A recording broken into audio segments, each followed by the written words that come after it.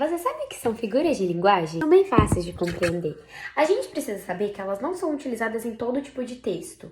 Acaba que a gente usa, mas não é o que a gente sempre deve fazer, porque elas acabam que precisam ser compreendidas. Então, às vezes, em um texto que tem que ser muito objetivo, muito claro para todo mundo, não dá para usar. Tipo uma bula de um remédio ou alguma lei. Não dá para você simplesmente virar e falar assim, ai, eu chorei rios dentro de uma lei, né? Não rola.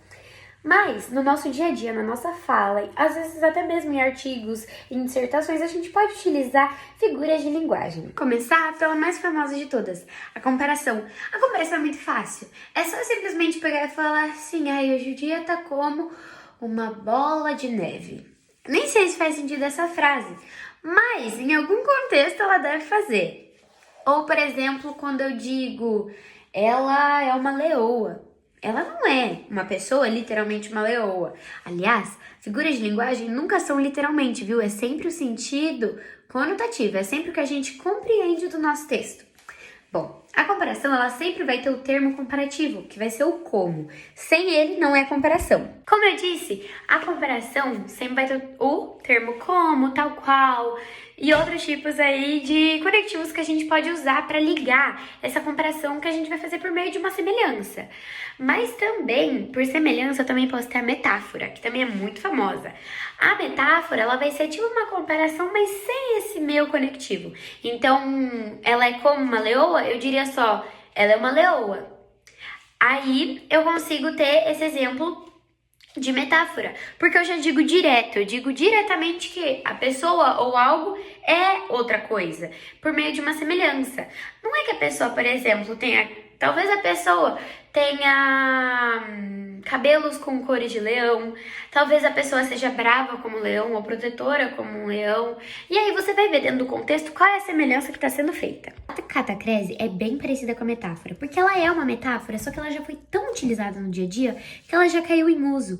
Então, por exemplo, pé da mesa, braço do sofá. Ninguém mais fala haste abaixo da mesa, que é utilizada para sustentar um pedaço de madeira. Ninguém fala isso. Falar pé da mesa é muito mais usual, é muito mais comum. Então, meio que caiu no uso.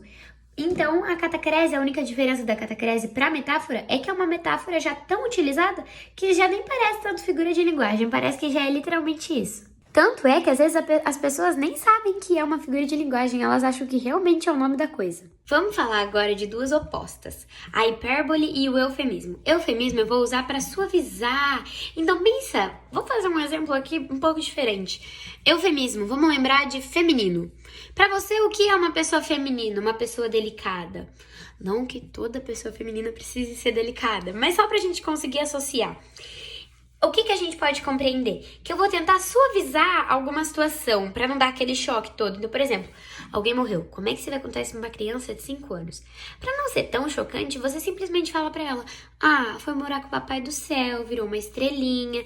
E aí você consegue transformar algo muito impactante em algo mais tranquilo, com outras palavras, mas que tem o mesmo significado. No geral, as figuras de linguagem são isso. A gente sempre vai estar substituindo, sempre vai estar trocando as minhas palavras e utilizando outras parecidas para que eu consiga fazer com que tenha mais sentido dentro do meu contexto. Por isso tem a ver com a semântica do meu texto, da minha estrutura, porque tem a ver com o meu sentido. Como eu disse, eu ia falar de opostos. O oposto do eufemismo é a hipérbole, que é quando eu vou exagerar. Pensa, hipérbole é um exagero. Então eu vou falar tudo que eu quiser falar, eu vou exagerar. Então, por exemplo, chorei um pouquinho, mas eu sou dramática, eu vou chegar e vou falar assim, chorei rios. Inundei a minha casa com tanto choro que saiu do meu olho. A sinestesia é quando eu vou misturar mais de um sentido. Então, por exemplo, vem aqui na cozinha e olha esse cheiro que maravilhoso. Não tem como você olhar um cheiro, então eu vou misturar os meus 5 sentidos.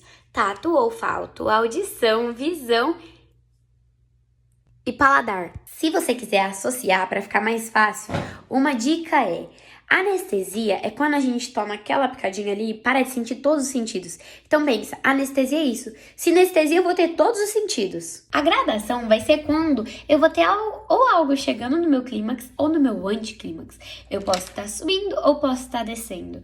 Então, por exemplo, eu sou de Sorocaba, São Paulo, Brasil, América do Sul, sou do mundo. Eu fui aumentando. Ou, por exemplo, eu digo, eu acabei com todo o meu dinheiro. Eu tô eu tô pobre, eu não tenho um tostão, eu não tenho nada. Eu vou decaindo, eu tô indo pro meu anticlímax ou pro meu clímax. Então é só pra gente entender que tem esse crescimento, essa enumeração de passos desses períodos. A metonímia é tipo uma metáfora. Porém, a metáfora, lembra que eu falei que, por exemplo, ela é um leão? Eu já tô direto te falando que a pessoa é isso por meio de uma semelhança. Na metonímia vai ser um pouquinho diferente. Porque ao invés de eu tentar associar, eu vou substituir palavras. Então, por exemplo, vamos dizer que eu cheguei à tarde e eu tava livre. E eu resolvi passar a tarde toda vendo um filme do Adam Sandler. Eu posso chegar e falar assim, eu passei a tarde toda com o Adam Sandler. Eu não passei literalmente a tarde com ele, eu passei com os filmes dele. Mas aí eu tô, por exemplo, utilizando o autor pela obra. E aí eu vou ter vários casos dentro da metonímia, como a parte pelo todo, que é conhecida como sinédoque, que aí também é uma metonímia, mas ela tem um nome específico. Então, por exemplo, eu vou tomar um copo d'água. Você não vai tomar literalmente o copo, você vai tomar a água que tá dentro do copo.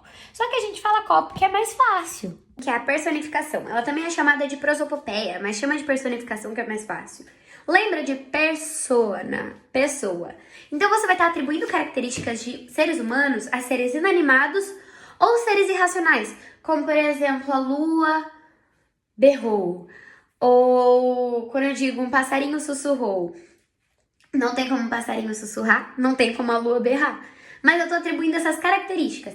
Isso é muito utilizado em fábulas, historinhas para criança, porque aí eu consigo trazer uma história de uma maneira mais leve. Daí também a gente pode associar com o eufemismo. A conclusão é que, dentro de uma frase, da mesma frase, às vezes eu tenho mais do que uma figura de linguagem, porque não precisa ser só aquela específica. Como é muito do contexto, muito do sentido e da interpretação, vai de pessoa para pessoa o que ela compreende com aquilo que ela tá lendo. É diferente, por exemplo, de algo certinho padronizado. As figuras de linguagem, elas conseguem abranger um campo muito grande de sentido e de tudo que a gente compreende daquele texto.